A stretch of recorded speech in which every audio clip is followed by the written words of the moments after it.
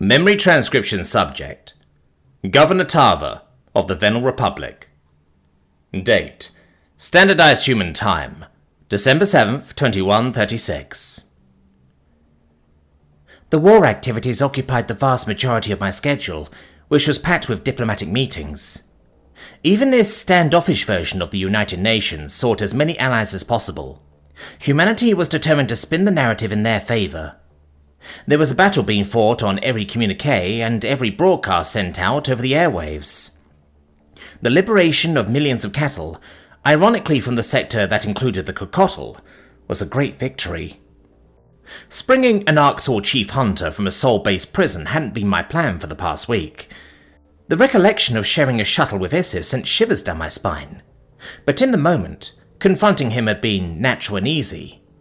The knowledge that he possessed empathy for prey species further disproved what the Federation said about predators being unable to feel. It also meant the Grey had done horrible deeds with a conscience. Somehow that was the easiest discussion that I'd had all week, politically. The Sulian-Iftali Alliance, self-declared speakers for converted neutral voters, has scheduled call after call with Federation species. None of these dialogues had gone anywhere, besides non-committal agreements to reconsider their allegiance. No one mentioned the bright idea of winning some species over with returned cattle. Humanity had remarkable persuasion abilities, but I was losing hope. My only bet for a potential convert was the Thafki, a race which, as of 2 days ago, had 12,000 members alive out of captivity. The sudden return of millions of cattle, swiped from under the Arxor's nose in the battle sector, would bring them back to the bargaining table.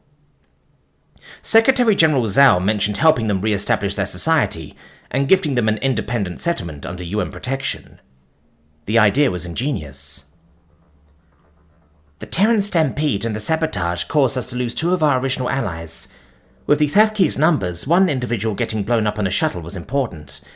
As for the Sivkits, Ambassador Axley left and never returned. Noah waited at the hospital entrance, his helmet tucked under his shoulder. There hadn't been much availability in my docket to spend one-on-one time with the cattle rescues. The sight of the broad-shouldered human brought energy to my weary brain, unmistakable feel-good chemicals into my bloodstream. When I was around the Terran ambassador, it was like all my troubles melted away. "Noah!" I exclaimed, throwing my arms around him. A gravelly laugh gripped his chest, and he returned the gesture. "It feels like it's been months." The Predator smiled. "You saw me yesterday at the meeting with the Duratan. You kicked me under the table the entire time." "Sorry. Politics bore me, Tava. I'm an astronaut who loves studying the stars and the evolution of life." "And me?" "And you, of course."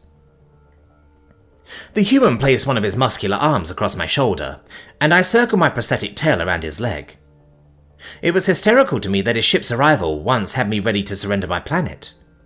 Knowing Noah, those initial words would have horrified him and caused him to leave.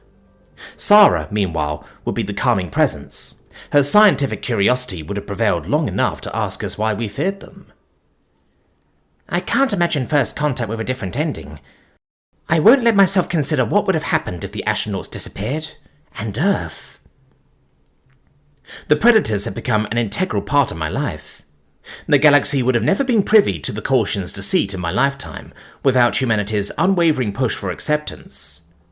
I thought that I could never find someone who made me happy after my marriage failed following my daughter's death. Noah's emotions were indistinguishable from my own. At times, I cared about and experienced his feelings. The Terran occupied my thoughts at every waking moment. He said the sweet nothings that made my heart flutter, and did all the chivalrous things from his own culture. Our dynamic was proof that humans could feel love and be loved. "How is Glim? You told me when you were riding back from Seljal Falls that he was warming up to you," I said. Noah's face fell, and he steered us into a break room. Glim was the only Venal rescue on this side of the hospital, where the humans wandered without concealment. I had no idea how we were going to share the news with the other cattle. The Gaians would have more lapses in their covers soon, if we didn't divulge the truth. No offense to our friends, but they floundered at not acting predatory. My beloved human had suggested that Glim could determine our delivery method, but I wasn't sure the former exterminator was up to the task. He has screamed at Noah's appearance mere days ago at the train station. Scifi happened. Glim got her to open up since she was unresponsive to us, the Terran ambassador said. Sarah and I watched on a security feed, and Scifi seems to have studied us. Our exterminator power has been detached and unforthcoming since. I could address Glim's concerns, but I want him to ask me himself. I blinked in confusion. What exactly did Scifi say? That she ran some exhibit on humans called Pure Evil. Tava, we did all the things she mentioned. Abuse, cruelty, slavery, murder, and 1,000 other things. Perhaps even you would recall at Scifi's compilation there. Ah, that exhibit. I know the one, Noah, but I decided I didn't need to ask about it. Humans came here trying to be better, and I commend that. The rest of the galaxy has our dark secrets too, which we don't have the honesty to be open about. I thank you for that understanding, but to Scifi she has irrefutable proof that the human race is rotten. The Federation only recorded us at our worst. That's well established. How do we fight that? How do we win? Show her the best side of you, as long as it takes, no matter how she treats you. It's exactly what you've done with all of us. Despite everything that you've lost, you didn't lose yourselves. I feared that you would. What about Glim? I showed him everything already. Now Glim needs to see the worst of you. He needs to reconcile those lows with what he was starting to believe. He must accept humanity at its ugliest to love you at your best. Fuck. It's exhausting to be blamed for everything any of us has ever done wrong, to know that I am one wrong word away from all of my efforts unraveling. I peered into his brown eyes. Not with me. Now, as for the Durten, I might have my speechwriter draft you something. Maybe portray humanity as shepherds of the cattle? At least they agreed to a second talk. You're the face of Earth, so... Tava, I don't want to talk about politics or Glim. I want to talk about us. My heart skipped a beat as the Predator squeezed my paw. His eyes had taken on a pleading quality, and I could see the lines on his forehead. When Noah was focused on me, the rest of the world faded into the background. Who knew that a human could be so hypnotic? The Terran cleared his throat. I know we've gone out a few times. Hell, I even cooked you dinner at my pad, and you pretended the canned asparagus tasted decent. Those are good memories, but I want something more. Noah, I'm busy. I'm sorry that I talk about work so often and that I'm not more available. You're the leader of an entire planet. I understand that, but I want to be official. I want to take you to Earth and use the UN's bottomless diplomatic funds on a fancy dinner for us. I want to whisk you around the city in a posh car and share my culture with you in style. The two of us, as an item. Official? People would laugh at us. I don't care what anyone thinks. Let them laugh. I had to travel across the galaxy to find someone who understood me, who was driven and compassionate. I want to spend my life with someone who completes me. There's so much going on, Noah. The war, everything at home, the galaxy upended. That's why I don't want to waste a second. I want to show you where I trained to be an astronaut and the park where I found constellations with my dad. I want to put a hammock on the beach and watch a sunset together. Mostly, I just want to be with you. Noah's hand drifted to my shoulder, and the other cupped my head. I didn't understand why humans love face-biting, but those predator instincts were old news to me. There was no fear from him moving closer, even as his warm breath set my heart on fire.